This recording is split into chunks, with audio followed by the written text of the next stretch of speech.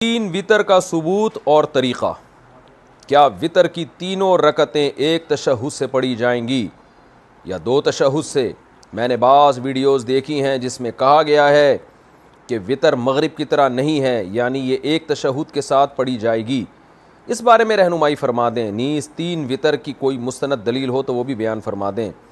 हज़रत आयशा रज़ी अल्लाह ताला अन्हा से रिवायत है कि कान नबी सल्लल्लाहु अलैहि वसल्लम ला युसल्लिमु फ़ी रकातैल वितरी, आप सल्लल्लाहु अलैहि वसल्लम दो रकत वितर के बाद सलाम नहीं फेरते थे। और यूतिरु बिसलासिन भी हैं कि आप सल्लल्लाहु अलैहि वसल्लम तीन रकत वितर पढ़ते थे।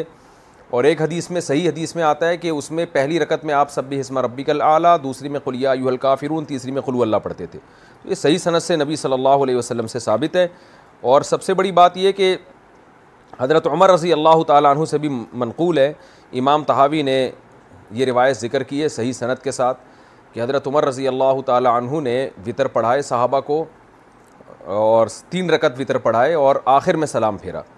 तो अगर ये नमाज जायज़ ना होती तो पीछे कोई सहाबी तो हज़रत उमर पे एतराज़ करते। रहा ये मसला कि नबी सल्लल्लाहु अलैहि वसल्लम ने वितर को मगरिब के साथ तशबीह देने से मना किया है।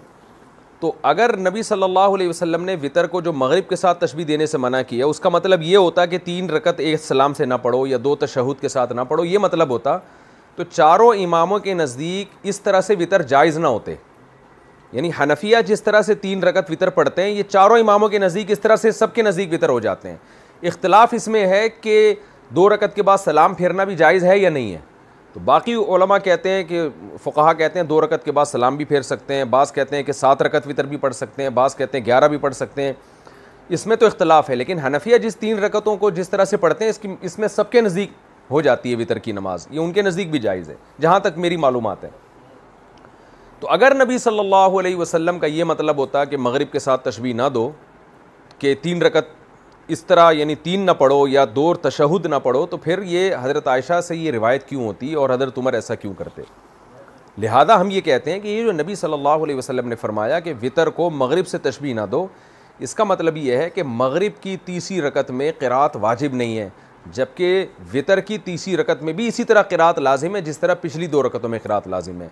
तो इस मामले में तशबीह देना मुराद है, रकतों में तशबीह मुराद नहीं है।